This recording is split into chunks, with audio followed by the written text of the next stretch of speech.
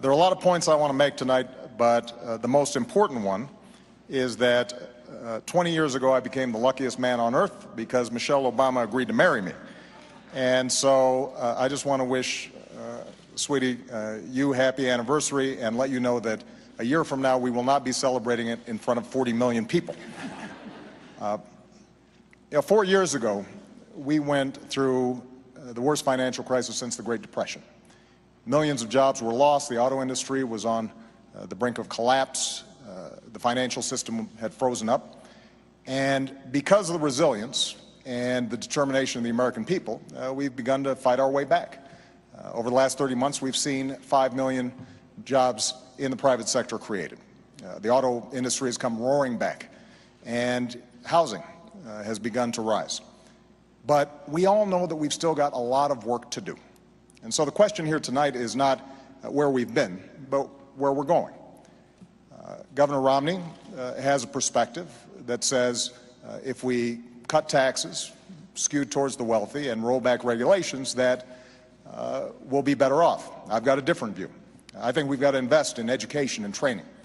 I think it's important for us to develop new sources of energy here in America, that we change our tax code to make sure that we're helping small businesses and companies that are investing here in the United States, that we take some of the money that we're saving as we wind down 2 wars to rebuild America, and that we reduce our deficit in a balanced way that allows us to make these critical investments. Now, it ultimately is going to be up to the voters, to you, which path we should take. Are we going to double down on the top-down economic policies that help to get us into this mess, or do we embrace a new economic patriotism that says America does best when the middle class does best? And I'm looking forward to having that debate. I'm Congressman Ron Paul, a congressman from Texas. I am the defender of the Constitution. I'm the champion of liberty. This shows the roadmap to peace and prosperity. Yes, we need more regulations on the politicians and on the bureaucrats. That's where the regulations should be. The idea that the government was over-regulating, everybody felt like the government would take care of them and that housing bubbles could last forever, and there was a moral hazard to it. If you have a free market, there's plenty of regulations. The regulations are that if you don't do a good job and you don't serve the consumers don't buy the products, and they go bankrupt and they go out of business. That's a pretty strong regulation. Regulation, follow up your contracts. If you break your contract, you're in big trouble. If you hurt the environment, you're in big trouble because you're violating somebody else's property. So there's a lot of very strict regulations in a free market economy. But this whole idea of earmarking is designating how the money is spent. What a lot of people don't understand is if the Congress doesn't say the way the money should be spent, it goes to the executive branch. And that's the bad part. If you were actually cutting, it would make a difference. But you don't want to give more power to the executive branch. Even if I'm president, I don't want more power over that funding. That should be with the people and with the Congress. But earmarking, the reason we get into trouble is the irresponsibility of Congress. Take your highway funds. We're supposed to pay a user fee. We pay our gasoline tax. We should get our fair share back. But what do? They take the highway funds and other these trust funds, and they spend this money overseas in these wars that we shouldn't be fighting. And then when the highways need building, then you have to go and fight the political system and know who to deal with and maneuver and try to get some of your money back. But if you say you're against the earmarking and fuss and fume over, the answer is vote against the bill. That is what I do. I argue for the case of the responsibility being on the Congress, but it's the responsibility of us who believe in fiscal conservatism to vote against the bill. We need to vote against the spending is what we need to do. Well, let me talk specifically about what I think we need to do. First, we've got to improve our education system. And we've made enormous progress drawing on ideas both from Democrats and Republicans that are already starting to show gains in some of the toughest to deal with schools. We've got a program called Race to the Top that has prompted reforms in 46 states around the country, raising standards, improving how we train teachers. So now I want to hire another 100,000 new math and science teachers and create 2 million more slots in our community colleges so that people can get trained for the jobs that are out there right now. And I want to make sure that we keep tuition low for our young people. If you care about your children, you'll get the federal government out of the business of educating our kids. In 1980, when the Republican Party ran, part of the platform was to get rid of the Department of Education. By the year 2000, it was eliminated, and we fed on to it. Then we, as Republicans, added No Child Left Behind. So the first thing a president should do is that the goal should be set to get the government out completely, but don't enforce this law of No Child Left Behind. It's not going to do any good, and nobody likes it, and there's no value to it. The teachers don't like it, and the students don't like it. But there are other things that the federal government can do, and that is give tax credits for the people who will opt out. We ought to have a right to opt out of the public system if you want. We can't afford government spending money on these things because the government is flat out broke and they've bankrupted our country.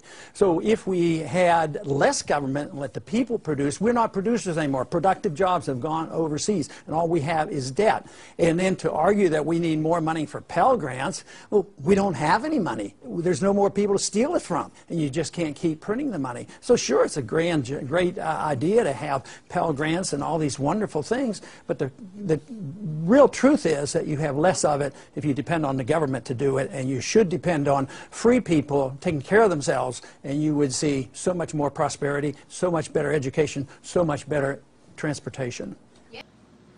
The first role of the federal government is to keep the American people safe. That's its most basic function. And as Commander-in-Chief, that is something that I have worked on and thought about every single day that I've been in the Oval Office. But I also believe that government has the capacity, the federal government has the capacity to help open up opportunity and create ladders of opportunity and to create frameworks where the American people can succeed. Look, the genius of America is the free enterprise system and freedom, and the fact that people can go out there and start a business, work on an idea, make their own decisions. But as Abraham Lincoln understood, there are also some things we do better together. So in the middle of the Civil War, Abraham Lincoln said, let's help to finance the Transcontinental Railroad. Let's start the National Academy of Sciences. Let's start land-grant colleges, because we want to give these gateways of opportunity for all Americans, because if all Americans are getting opportunity, we're all going to be better off. That doesn't restrict people's freedom, that enhances it. And so what I've tried to do as president is to apply those same principles. And of course, just recently we have had some other changes. Matter of fact, early this year, the president announced a policy change. He said now that it was proper it was proper for him to have the authority to assassinate an American citizen, even if they have not been charged with anything, if he thought it was necessary. Very bad. Now, of course, the person they picked out, probably a very bad guy. He talked about stirring up violence. He was never charged with it. He never had a trial, and yet it was decided that he would be assassinated, so we used a drone and we assassinated him in Yemen. So let it go by. He's a bad guy. He's gone. But the principle, the precedent is very, very dangerous. So the next week, they decided, well, his son looked like a pretty shady character too, so they sent another missile over to get the son. Well, they got him, plus his cousin. They were back in the backyard barbecuing, killed them both. The son was 16 years old. And this is not the way America's supposed to be. We're supposed to be a nation of law. A rule of law is what we want. In one sense, when we go into the military, we take the oath and we go and fight and endanger ourselves to protect our Constitution. At the same time, our Constitution is being eroded right here at home. Just this last week, 2 weeks ago, I guess, the National Defense Authorization Act. That act has in it.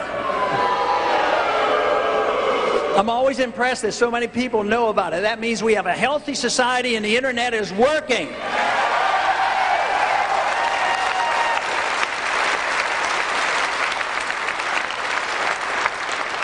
But that bill essentially eliminates posse comitatus. It's institutionalizing military law that the military can arrest an American citizen without charges and being denied an attorney and held indefinitely, even in a foreign prison.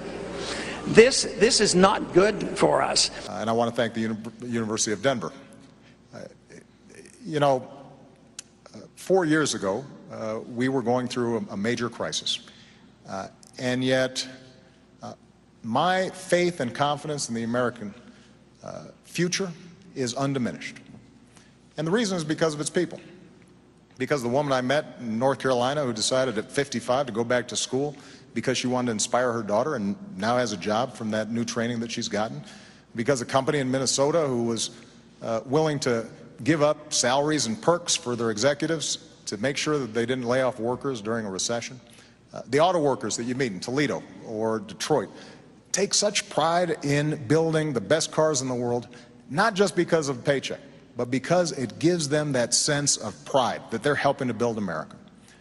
And so the question now is, how do we build on those strengths? And everything that I've tried to do, and everything that I'm now proposing for the next 4 years in terms of improving our education system or developing American energy or making sure that we're closing loopholes for companies that are shipping jobs overseas and focusing on small business companies that are creating jobs here in the United States or closing our deficit in a responsible, balanced way that allows us to invest in our future.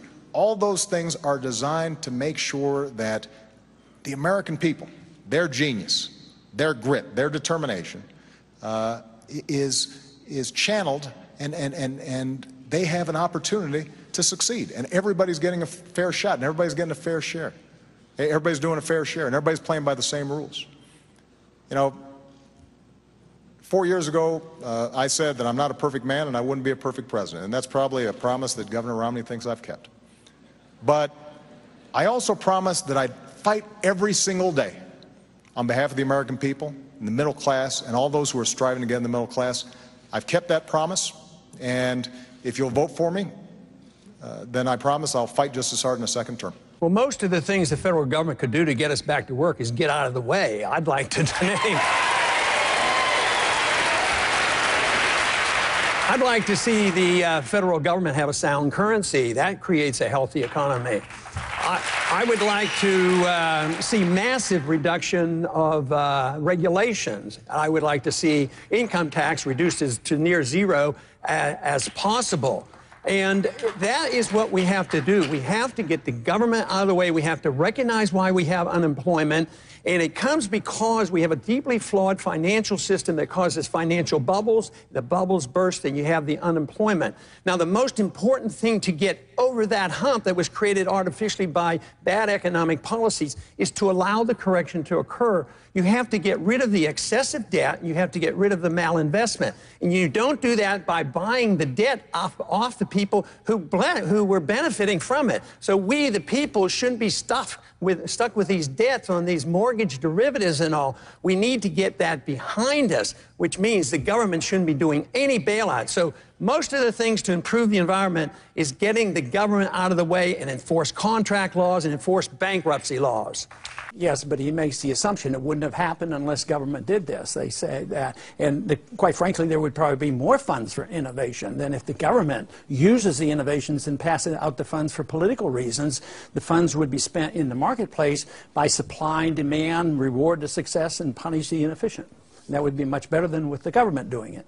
Case. First, I don't like the idea that you have good bailouts and bad bailouts. If bailouts are bad, they're bad, and we shouldn't be doing it.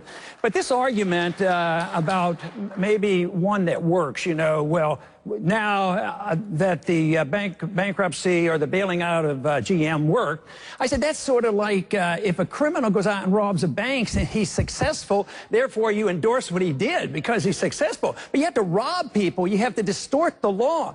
The government is supposed to protect contracts. They're not supposed to regulate contracts, and they're not supposed to undermine contracts. And that's what we've been doing. In the housing bubble, we undermine contracts.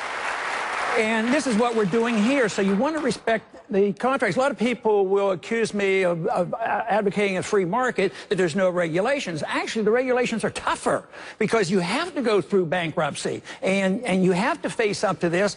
And it isn't like General Motors would be destroyed. Newt made that point there, that there were good parts of General Motors, but politicians can't figure this out. Then they serve the special interest. And then you have labor fighting big business. I opt for the free market and the defense of liberty. That's what we need in this country. What?